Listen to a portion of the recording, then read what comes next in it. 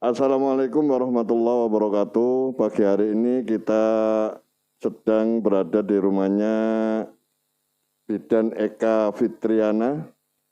Beliaunya Bidan Puskesmas Sumberwringin dan rumahnya ada di Desa Sukorjo.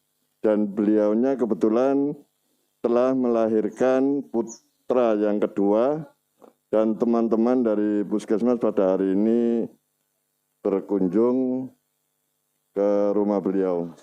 Saat ini saya bersama beberapa bidan-bidan yang cantik-cantik. Biar kenal sama mereka, silakan diperkenalkan, Bu, monggo.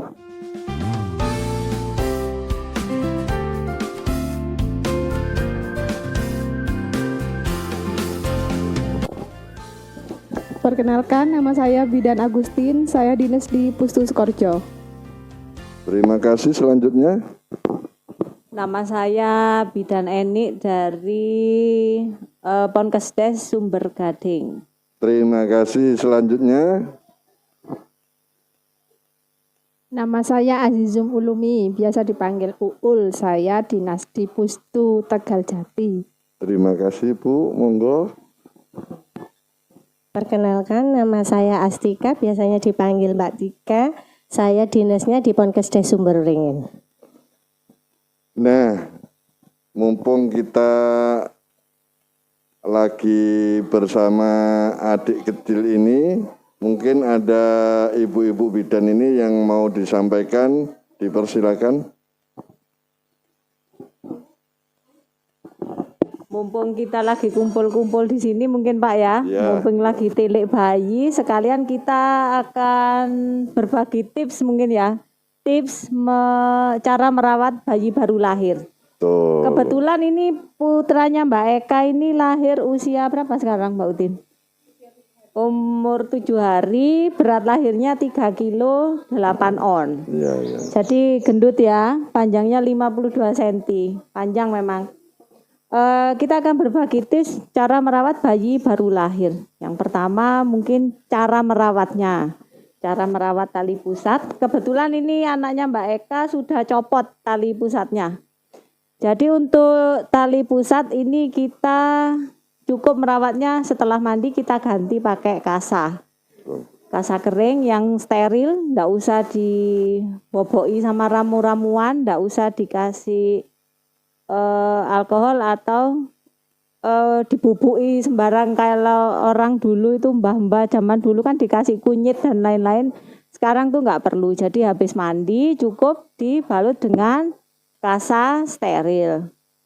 Kemudian kalau pipis misalkan kan karena cowok pipis biasanya loncat ke atas, pipisnya mancur, basah, udelnya itu diganti juga. Jadi yang pas mandi diganti, pas basah kena pipis diganti. Untuk pakai popok bisa pakai pempes, kalau zaman sekarang kan kadang ibu-ibu pakai pempes ya. Untuk mencegah ruam popok merah-merah di pantat, bisa juga ada krimnya atau dibersihkan dulu pakai air hangat. Sebelum pakai pempes harus sering dikontrol, ganti popoknya harus lebih sering biar tidak merah-merah atau ruam popok. Berarti itu setiap kali setelah pipis atau pup ya, Bu ya? Jadi ya intens saja, nanti dicek sekitar berapa menit sekali. Kan kita nggak tahu pipisnya baik kalau pakai Pampers ya. tapi kalau pakai popok sih kan kita tahu basah, berarti harus langsung diganti. Berarti kalau pakai pampers kita harus Rajin kontrol sendiri ya, Bu. Iya. Itu umumnya itu berapa jam sekali atau berapa menit sekali, Bu? Ya bisa setengah jam sekali dilihat. Kalau memang kering kan nggak usah diganti, berarti Iya. belum pipis.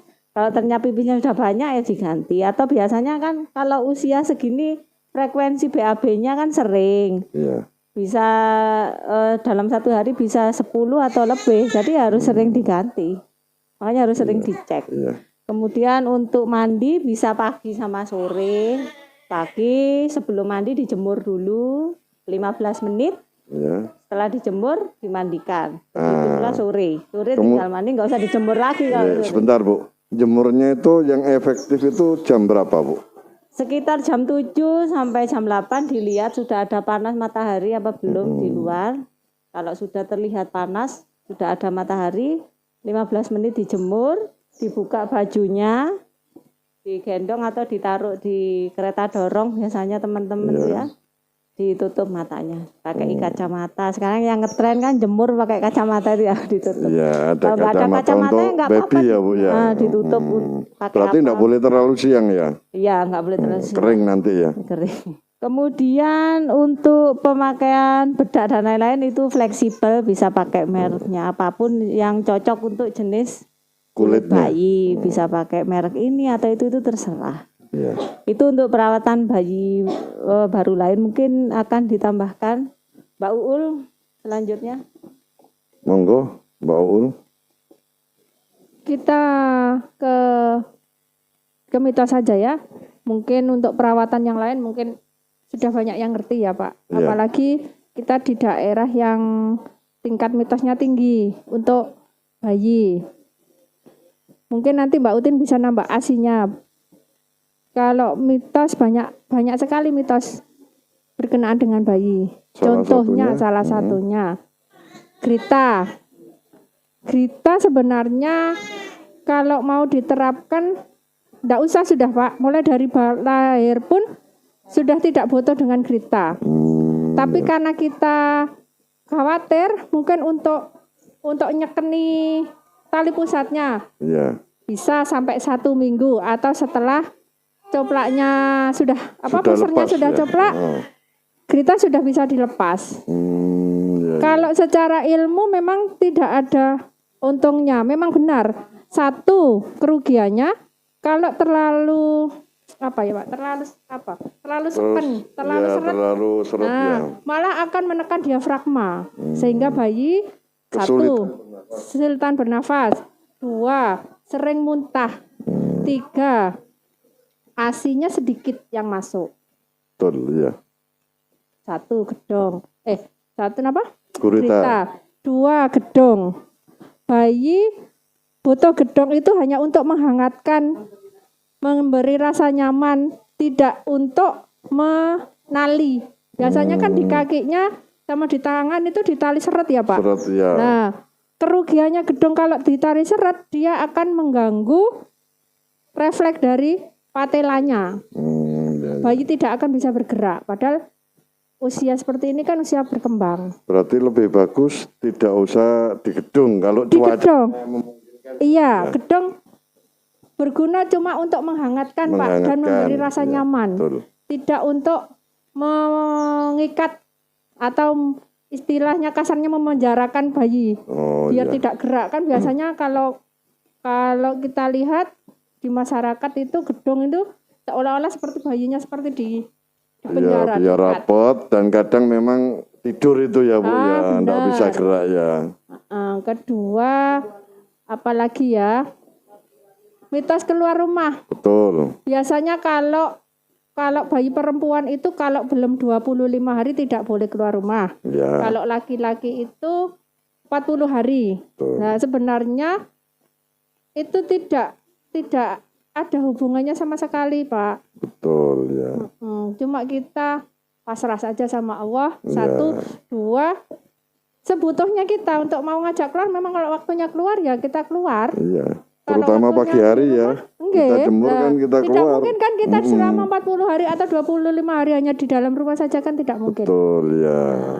Apalagi kalau katakan sudah jadwalnya imunisasi seperti BCG itu kan. Mau ke posyandu? Nah, benar Pak.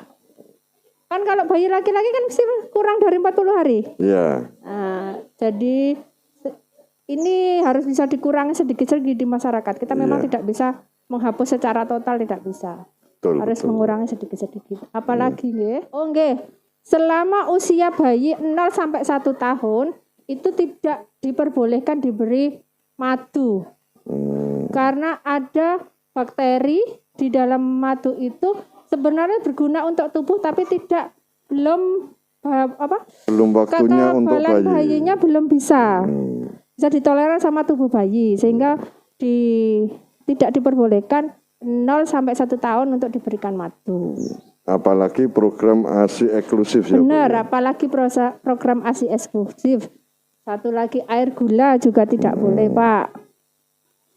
Jadi dalam artian susu ibu itu sudah bisa memenuhi Susu asupan ibu bayi sudah ya Bu. memenuhi asupan bayi secara 100%, mulai 0 sampai 6 bulan. 6 Setelah bulan. 6 bulan baru Baru dia ada. berkurang prosentasinya, harus dibantu dengan MPASI. Monggo, Mbak Utin Untuk bisa. selanjutnya Bu Utin menambahkan. Ya, untuk bayi sekarang harus ASI eksklusif. Jadi 0 sampai 6 bulan wajib dikasih ASI saja tanpa dikasih susu, atau tambah kalau di desa kadang sudah dikasih pisang. Jadi begitu bayi baru lahir memang sudah ada usah dikasih madu. Seperti tadi yang dijelaskan oleh Baul, terus air gula. Jadi sudah tidak ada, jadi tidak boleh sekarang. Jadi cuma dikasih ASI saja. Jadi kalau orang desa biasanya usia bayi 1 hari itu mesti ASInya tidak keluar, Bu. Jadi masih belum lancar, masih keluar kuning-kuning. Itu kebanyakan yang dibuang. Padahal itu yang bagus kolostrumnya warna kuning itu. Jadi untuk bayi usia 1 hari itu harus sering sering dimimi aja, disusukan aja. Jadi semakin sering disusukan nanti semakin banyak keluarnya. Ya, ya. Jadi rata-rata kalau orang desa, Bu, ASInya kurang lancar tambah jadi dikasih susu. Jadi kalau sudah dikasih susu kan berarti sudah ada masuk ASI eksklusif. Betul ya. Jadi kalau ASI eksklusif itu ya memang harus full dikasih ASI sampai usia 6 bulan. Jadi kalau sudah 6 bulan nanti boleh dikasih MPASI. Betul. Jadi kalau bayi setelah disusukan, untuk menyendawakan agak diberdirikan terus dipupuk punggungnya. Oh, berarti ditempelkan di pundak ya Bu ya? Iya, bayinya Masih menyusu. Iya. jadi bayinya diberdirikan terus punggungnya dipupuk sampai gelegean. Ya, Sampai sendawa. sampai sendawa. Ya. Ada lagi Bu yang mau disampaikan?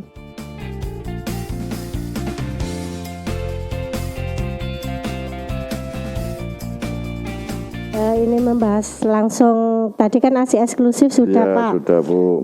Jadi sekarang langsung ibu nifasnya.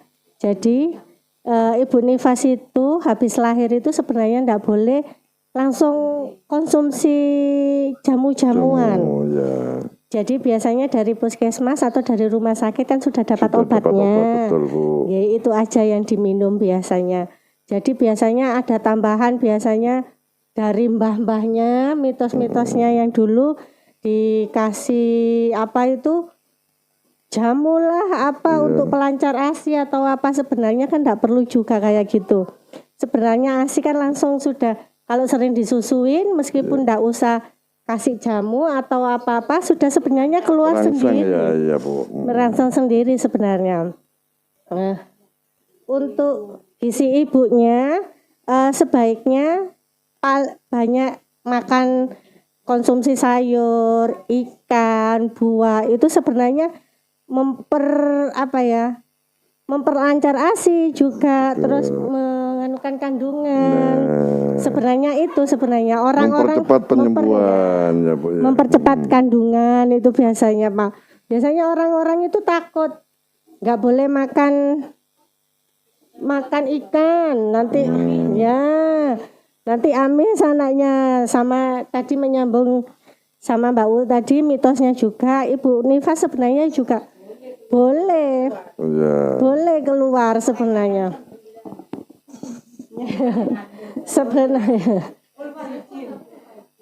Terus untuk perawatan biasanya kan ada ibu-ibu yang ada yang dijahit Pak. Ya. Biasanya perawatannya itu jaga kebersihannya aja. Nggak perlu dikasih bobok apa, biasanya kan abu tomang. Biasanya kalau yang di desa biasanya masih menggunakan abu tomang. Kalau sekarang kan sudah tidak perlu lagi Pak. Ya. Itu kan kalau abu tomang kan kotor nggih Pak. Ya. Tambah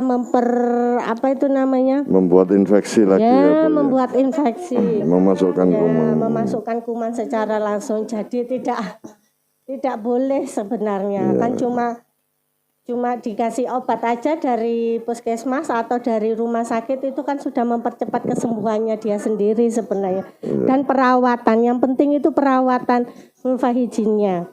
Sering, biasanya orang itu takut habis yang mau nyabon atau apa biasanya itu Mungkin takut. perih ya Bu ya.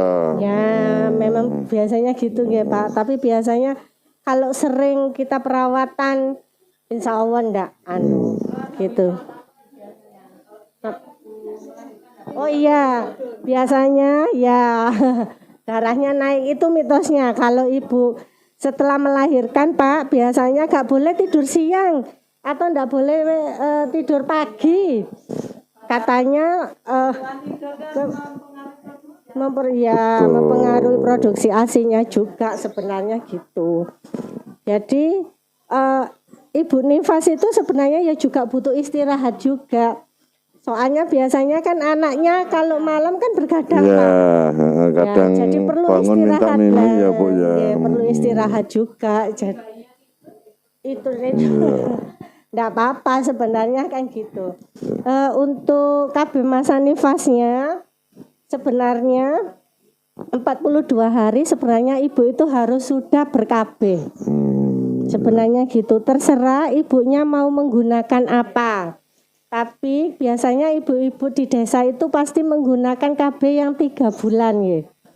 Nggih, suntik. Kalau yang 1 bulan tidak diperkenankan Bapak. Berarti 42 hari itu sudah selesai nifas ya Bu ya. Selesai Berarti nifas. sudah boleh mulai lagi ya Bu. Boleh Bapak. Fleksibel itu tergantung sama individunya orangnya. Nggih. Kan habis puasa Bu, 42 hari Bu. Habis puasa kan gitu. Jadi yang penting harus ber-KB dulu Bapak sebelum digunakan. Iya. Kesundulan lagi kan gitu. Kan sebenarnya. kasihan ini masih kecil lah Itu gitu. lagi kan ditambahin lagi. Ya mungkin itu. Intinya harus pada intinya harus diprogram Pak. Iya. Harus diprogram. Mau nambah seandainya mau nambah lagi ya kita minimal 2 tahun karena amannya ibu nifas kalau pengen menambah atau ngandung lagi paling tidak minimal 2 tahun. Betul. Berarti ada manajemennya ya Bu. Iya, diharapkan tidak kurang dari 2 tahun karena itu resiko tinggi untuk ibunya. Iya. Semuanya juga saya nyambung ke mana darah putih yang naik itu. Sebenarnya itu kalau secara ilmu itu kan ibu nifas yang kurang gizi, Pak. Iya. 1 mungkin waktu persalinan dia terlalu banyak keluar darah Betul. sehingga anemi. Anemi kalau tidak teratasi kan Iya. secara langsung kan akan menurunkan imunitas tubuh kan Pak. Betul. Apalagi dengan di masa-masa dia adaptasi dengan untuk melancarkan ASI, untuk memberi asupan untuk anaknya, malah tidak dikasih gizi yang tepat, tidak dikasih gizi yang bagus, akhirnya kan blank langsung kan untuk ibunya Pak. Lah itu kemungkinan yang dimaksud dengan darah putih naik. Nah kembali lagi faktor gizi juga harus dibaguskan. Iya. Tidak ada pantangan untuk ibu nifas, tidak boleh makan ini, tidak boleh makan itu. Betul. Malah ibu nifas itu butuh asupan gizi yang bagus, yang banyak. Soalnya dia juga menyusui. Ya, istilahnya kita ngasih 2 makan 2 perut. Iya. Perut ibu dan perut bayi. Betul. Untuk perkembangan bayi dan untuk asupan gizi ibunya. Betul. Satu lagi nambahin Mbak Tika, tidak boleh stres untuk memperlancar ASI. Itu Bagaimanapun paling usaha, penting itu Bu. kalau ibunya stres, ASI-nya tetap akan terhambat. Oke, monggo. Terima kasih ibu-ibu. Inilah sahabat sehat semua, bincang-bincang kita dengan para bidan-bidan yang sudah senior. Mudah-mudahan perbincangan kita bermanfaat. Wassalamualaikum warahmatullahi wabarakatuh. Salam sehat, tetap semangat.